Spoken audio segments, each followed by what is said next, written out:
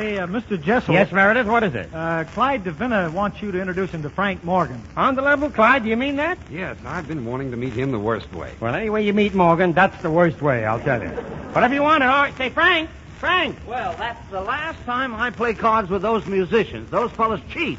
Now, wait a minute, Frank. Don't you accuse my men of sharp practice. No, Wilson's men don't practice at all. There. Well, all I know is I sat there with 3 aces full, and that thieving piccolo player comes up with a straight flush ace high. So the guy had a straight flush. What makes you think he's cheating? Well, I know what I dealt him. Frank, take those kings out of your sleeve and shake hands with Clyde Devina. Oh, yes. I know your brother, Andy Devina. Divine. I think it's Ducky, too. He's a nice kid. No relation, Mr. Morgan. No, Frank, this man is Clyde Devina. He fools with cameras. He is also a registered voter. Oh, cameras, huh? Yes, Frank. That should lead you into 4 minutes of fast life. Mr. Devina, I am profoundly interested in anybody that loves photography, especially the vast army of fellows like yourself, the Dubs. Dubs? You're an expert cameraman, huh, Morgan? Am I? Who do you think invented the slow motion? 2 Scotchmen reaching for a dinner check. A cheap quip worthy of the variety stages. Yeah. I wish I could get on one, too. What do you think of that? Don't try to change the subject. I could talk for hours of my stage career. I'm talking to Mr. Devina now about photography. Tell me, sir, do you get your snaps developed at the drugstore? Well, Don't apologize, my friend. It's as good a place as any. Frank, Mr. Devina has done quite a bit of work with the camera. His last assignment was too hot to handle. It was. They should have sent for me. Well, nothing's too hot for Morgan to handle. Why, when I was a newsreel cameraman, I spent 4 successive years covering the beauty contest in Atlantic City. I didn't get any pictures, but I did plenty of work in the darkroom. It's surprising what you can develop there. Mr. Morgan, I used to be a newsreel cameraman myself. You were? Then you must remember me. I made my reputation in 1924, covering the coronation speech of the King of Baronia and the eruption of Mount Vesuvius. Oh, now, wait a minute, Mr. Morgan. Both those things happened on the same day, 3,000 miles apart. Oh, they did? Yes. How could you be in both places at the same time? How could I be in both places?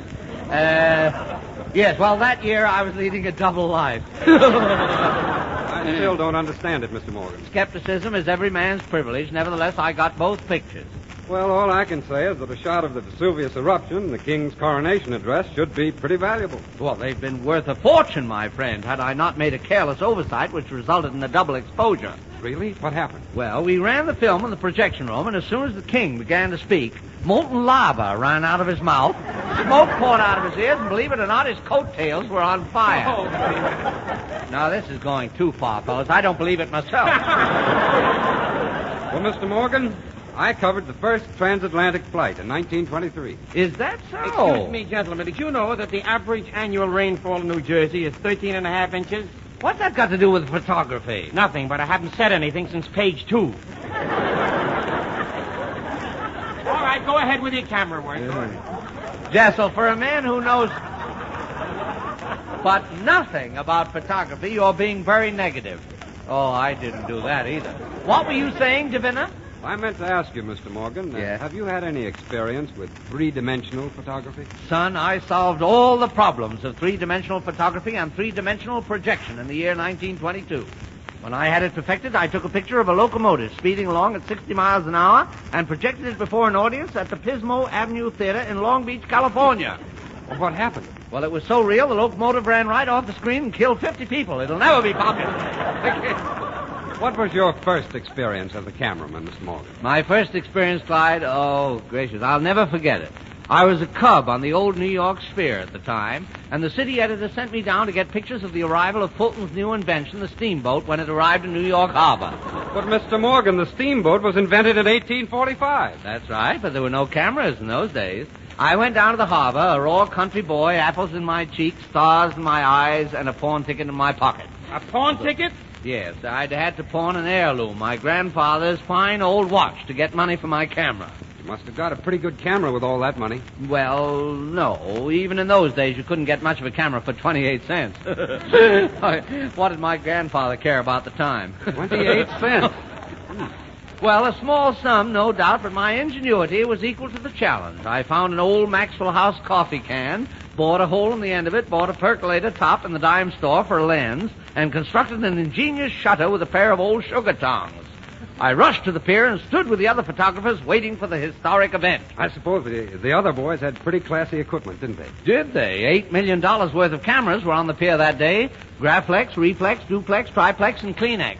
I'll never forget how they simpered at me when I arrived with my homemade coffee can camera. Did you really hope to get a picture? My confidence never flagged, but just as the pretty craft slid trimly into a slip, a cowardly representative of the Daily Bugle gave me a push from the rear.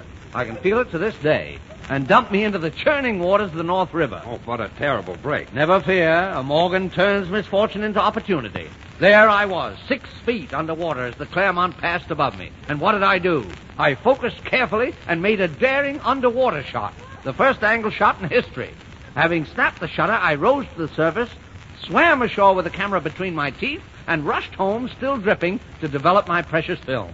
To save time, I poured the solution right into the camera. Let it stand for 3 minutes over an infrared heating lamp, took off the lid of the coffee can, and what do you think? You had the greatest picture of them all. No, but I had a darn fine cup of coffee. Don't forget to vote for me, DeVinna. So long.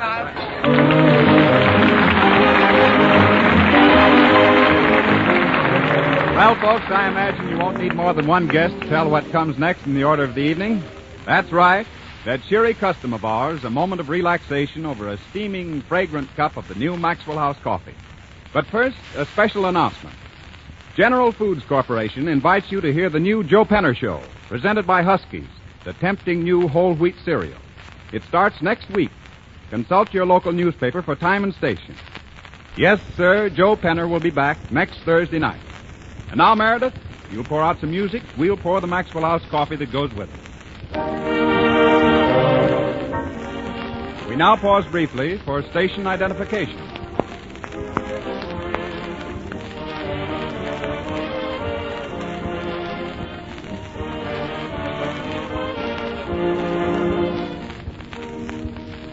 Maxwell House takes pleasure in presenting one of MGM's newest discoveries, Miss Christina Wells, presenting a special arrangement of melodies from Rudolph Primmel's famous operetta, Rose Marie.